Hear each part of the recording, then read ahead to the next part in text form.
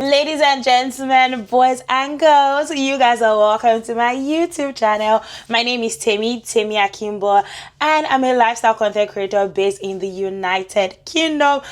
Oh, you guys, today's video is going to be one of my highly requested videos. So if you've watched my videos, which I think you should go and watch, right?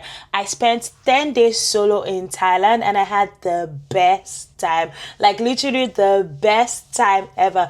The trip was so amazing. That was my first trip ever outside. Like, I've lived in the UK for 2 years and this was my first trip, outside United Kingdom, and it was a solo trip. And I would say that I recommend to you traveling solo at least once in your lifetime. So today I'm going to be talking about one of the questions that a lot of you guys asked me. Tell what's the visa process? Can you do like a cost breakdown? So that's what we're going to be talking about in this video.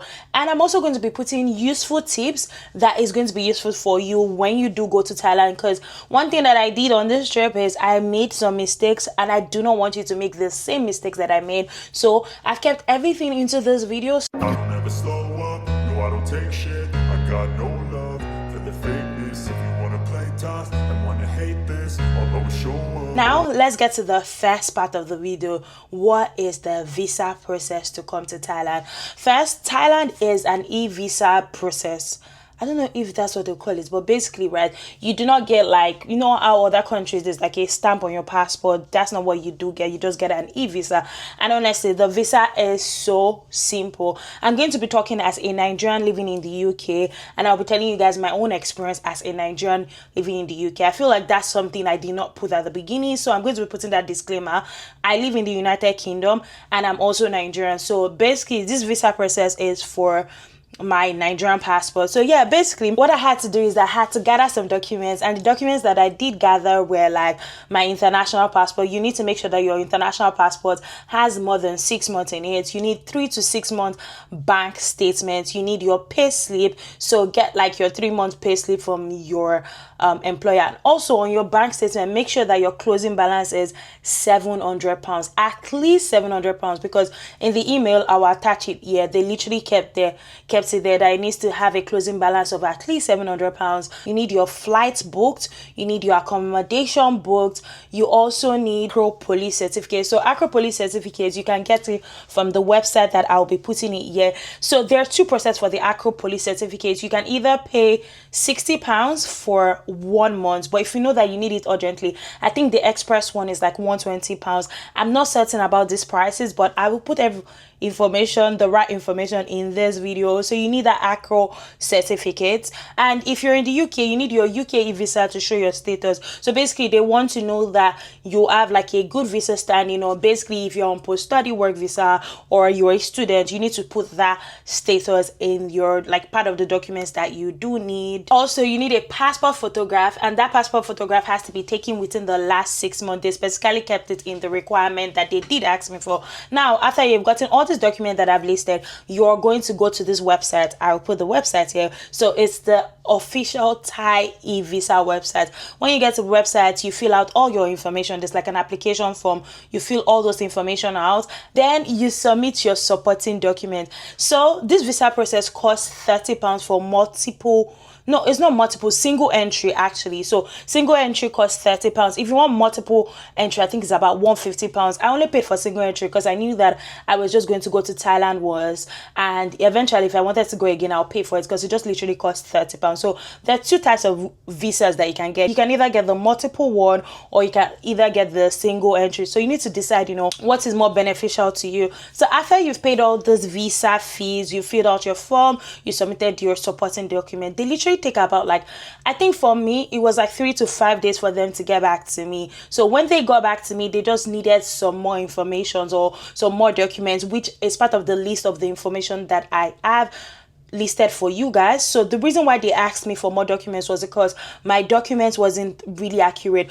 Oh, did I mention that you do need a letter from your employer? So your employer has to write a letter for you to show like you have worked in this company. Basically, you can give your employer the whole information and they'll write that letter for you just to show that you're working for this particular company. So I think that was part of the things that was missing in my own like document. So they wrote back to me to submit it, and after I did submit it, now this is the part, right?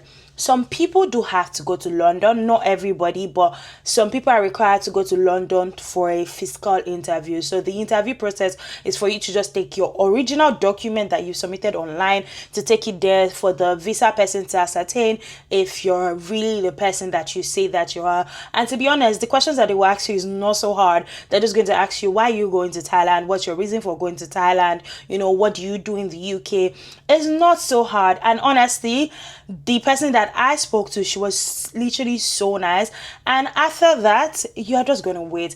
That visa process for me took about, I think it was like 5 days after I had the interview and after I submitted the process. So it's really a short and a fast process. That's what I would say about that process. But yeah, if you follow all the steps that I have listed here and you attach all the documents and you're actually honest, also, right, I feel like with visas, right, the key to getting the right visa is just being honest, right?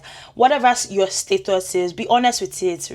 When you start to forge document, I feel like that's when you do not get the visa. But yeah, if you submit all these documents, you would get the Thai visa. To be honest, there's nobody that I've heard that they've rejected before. Most of the people that I do know have gotten Thai visa, and the process is really, really simple. So follow these steps and eventually you would get the visa. Now, see this part, right? I've been dreading it because I'm like, I don't want to know actually how much that I spent on this trip, but I had to do the math because of you guys. And you guys, let me tell you that solo trip is good, but you are going to spend money. You're going to spend a lot of money. I don't know if the English that I just spoke right now is correct, but you're going to spend a lot of money. And now I'm going to tell you guys the breakdown of every single thing that I spent. At the end, I'll put like the calculation of the price. I'm going to be looking at my iPad because that's where I literally kept the price and I do not want to forget or tell you guys the wrong information. Now we're going to be starting with the flights. So for my flight, I booked my flights through Skyscanner. You guys, I have a tip for you for booking your flight. If you want to get cheap flight tickets, use Skyscanner. And let me tell you the time you should use Skyscanner. On Sunday night around 2 a.m 1 a.m you will get cheap tickets, because I got my ticket for £372.90 and it was booked through Skyscanner, but it linked me to trip.com. That's why I booked my ticket, and that was literally the price.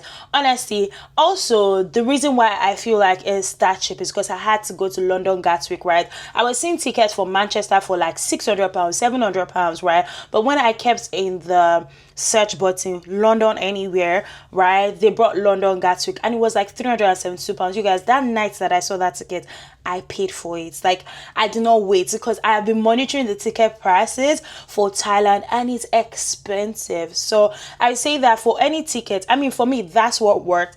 I was staying on Skyscanner, I kept on alerts, but Sunday night around 2 a.m 1 a.m just search and use your VPN. So I feel like that's another thing that helped me. I didn't use like my actual browser. I used a VPN. I used like the private connection and the rest of it, and I was able to get the ticket for £372.90, and it was a return ticket. My flight was 17 hours, right? But was it worth it? Yes. Some people, if you're going directly, it's like 12 hours. So I literally just spent 5 hours extra, and for me it was not bad because I stayed at Saudi Arabia, so I still got to experience like Jeddah for me, which I do not regret. I will take. One thing you guys know about me on this channel is I'm a cheapskate. If it's cheap, I will do it. If it's very cheap, you will find me there. So yeah, my flight was literally £372.90. Now let's talk to the local flights. So in Thailand, I went to 2 cities. I went to Bangkok and I went to Phuket, right? My local flight was, I don't want to miss this price. Yes, my local flight was £120. And that's just because, guys, see, in Thailand, right? So you know how in the UK there's like Jet2, not Jet2, is it Jet2? EasyJet, there's like Ryanair. They have such type of flights, right, locally.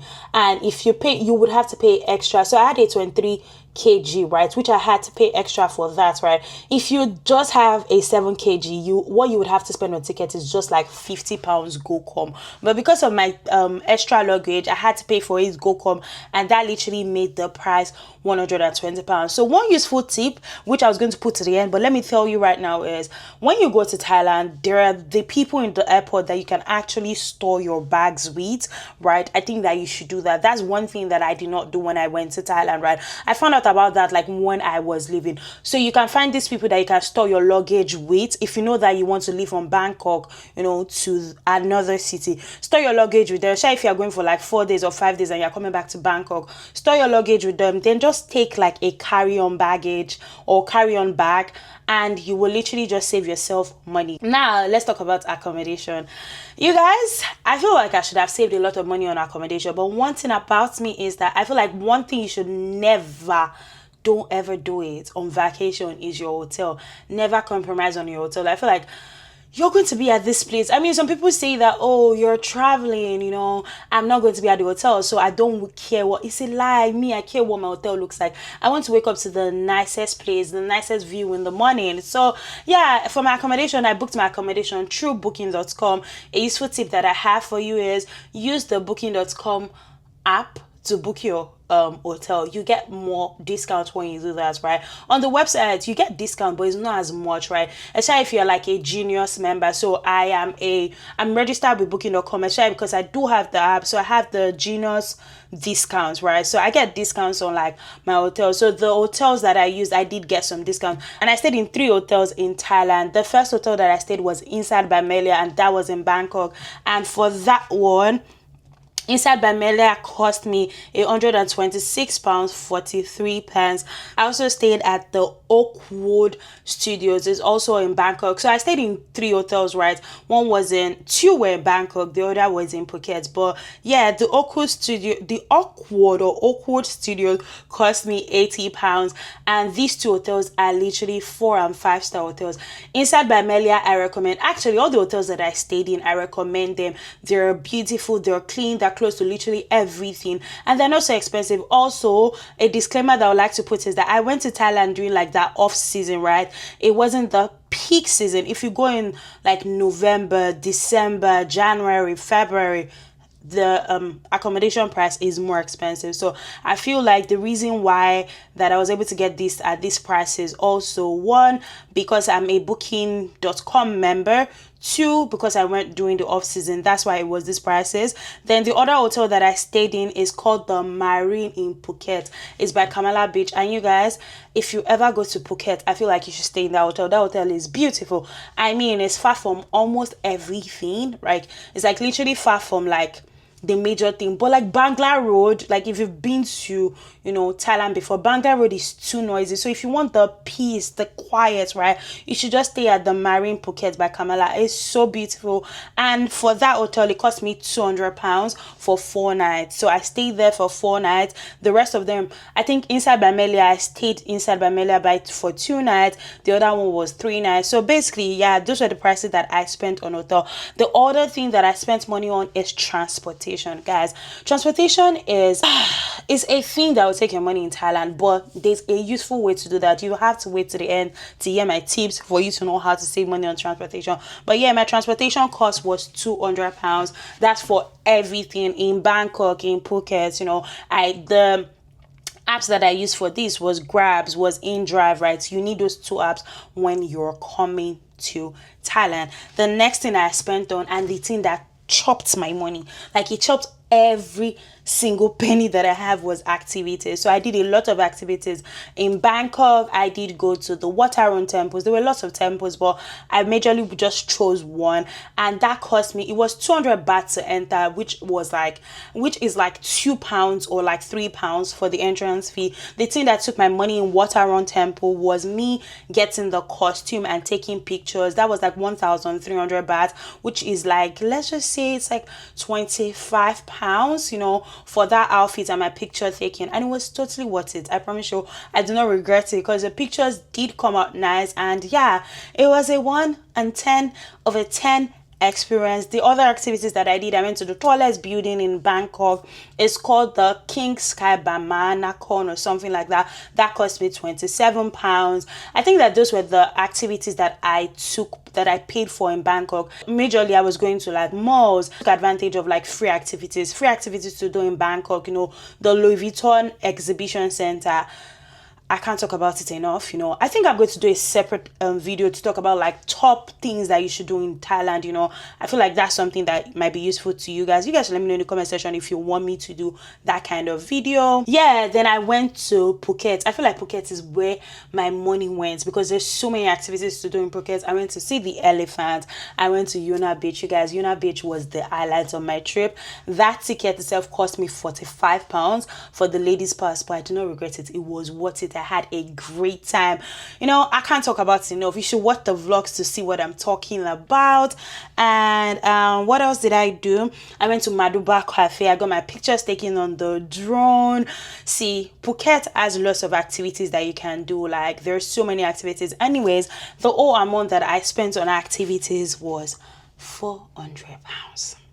You guys, activities, and it's Phuket that took that money, so 400 pounds is all that I spent on all my activities, but it was totally worth it because I had a great time. There's none of the activities that I did in Thailand that I do regret. But another thing that I spent my money on was food, you know, and I think that I'm not a bougie babe, right? I think I went to like an high-end restaurant. I don't even think that I went to an high-end restaurant. I was eating street food. I was going to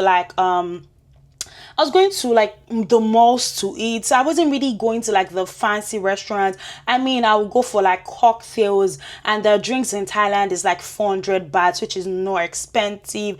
So I don't think that I went to an high-end restaurant. So I guess that's why the price I'm about to tell you guys is probably not a lot, because all I spent on food was 200 pounds. I was eating a lot of street food. So I guess that's why it's not expensive. If you do the high-end restaurant, the luxury one, you probably spend more than this price. So yeah, everything that I spent on food was 200 pounds. Now let's talk about this one that nobody talks about when you are doing a cost breakdown: the pre-trip.